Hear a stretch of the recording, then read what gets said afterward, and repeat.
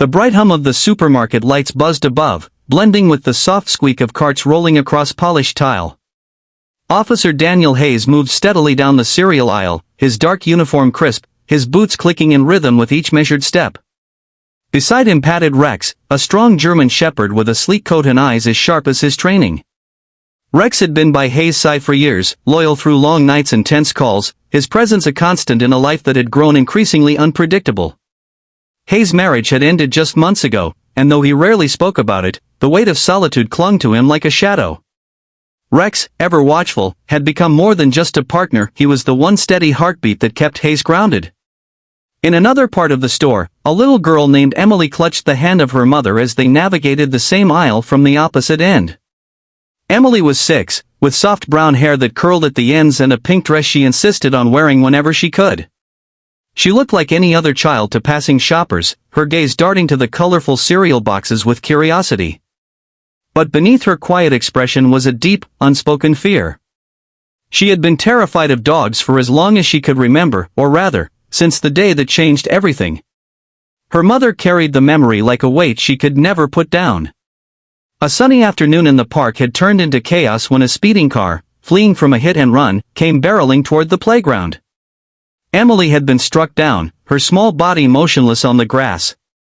Out of nowhere, a police dog had appeared, barking furiously, placing himself between Emily and the world until help arrived.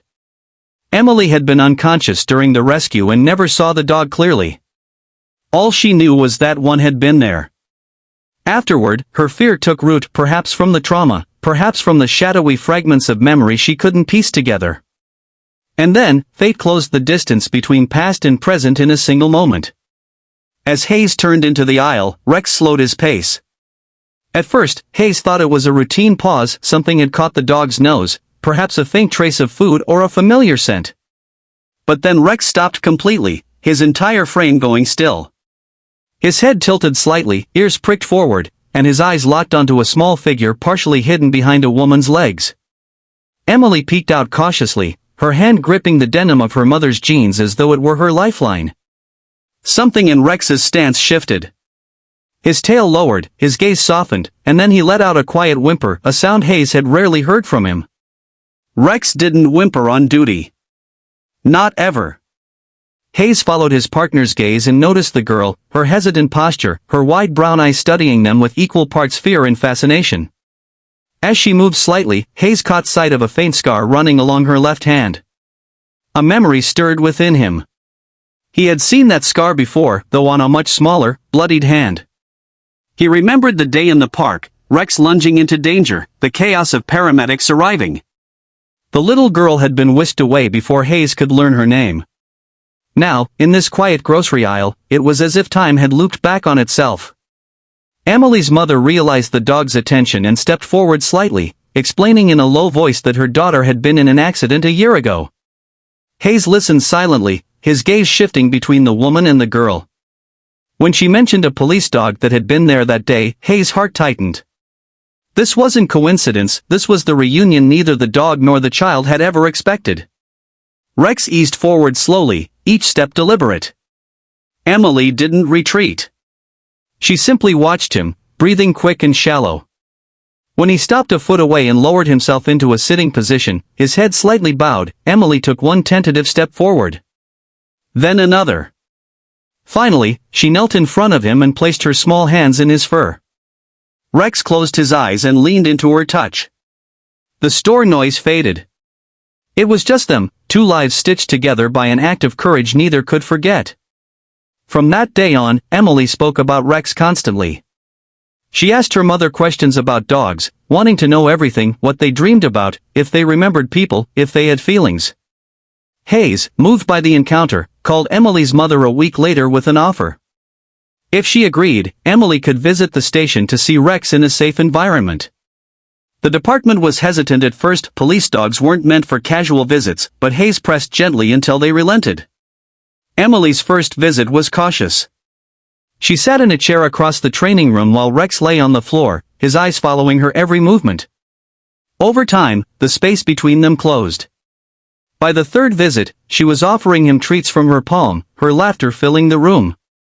Hayes noticed how Rex seemed calmer after these visits, as if something in him had been soothed. Off-duty, Rex would often wait near the door, ears perked, as though expecting her to arrive. But life in Hayes' world was never without danger. A string of thefts and hit-and-run incidents began to rattle the community. One suspect description sent a chill down Hayes' spine. It matched the man from the park incident a year earlier. The one who had hurt Emily. As the investigation deepened, Rex grew more protective whenever Emily was around. One afternoon, during a visit, Rex suddenly growled low in his throat while looking out the station's front window. Hayes followed his gaze and caught sight of a man in the parking lot watching them. Hayes gave chase, but the man vanished into the traffic before he could be caught. Emily's mother became uneasy, wondering if allowing her daughter to spend time with Rex, and by extension, Hayes, might put her in harm's way again. She considered ending the visits. Hayes understood her fear but knew how much Rex and Emily meant to each other. He promised to keep her safe, even as the case pressed forward. The break in the investigation came one cold morning when Rex caught a fresh scent during patrol near an abandoned warehouse. Hayes called for backup, but before the team could move in, a call came over the radio. Emily's school was on lockdown. A man matching the suspect's description had been seen near the playground. Hayes' stomach dropped. He and Rex raced to the school, weaving through sirens and flashing lights. Inside, teachers kept children hidden in classrooms, whispering reassurances they weren't sure they believed. Emily was safe in her class, but the suspect had slipped into the gym. In the tense minutes that followed, Rex cornered the man, barking with a fierce authority that froze him in place until officers swarmed in. The arrest was clean, but Hayes knew the real victory was the quiet one, that Emily would no longer have to live in fear of this shadow from her past. When the all-clear was given, Emily emerged from her classroom, her eyes searching until they landed on Rex. She ran forward, her mother close behind, and dropped to her knees beside him. She hugged him tightly, whispering into his fur, "You came back for me." From that day forward, Emily's visits to the station were no longer tentative. They became a part of her life. She read books to Rex, brushed his coat, and sometimes just sat beside him in comfortable silence. Hayes watched this friendship grow with a quiet sense of awe. It wasn't just Emily who was healing, he realized Rex had found something too, a role beyond the badge and training, a bond that was purely human in its warmth.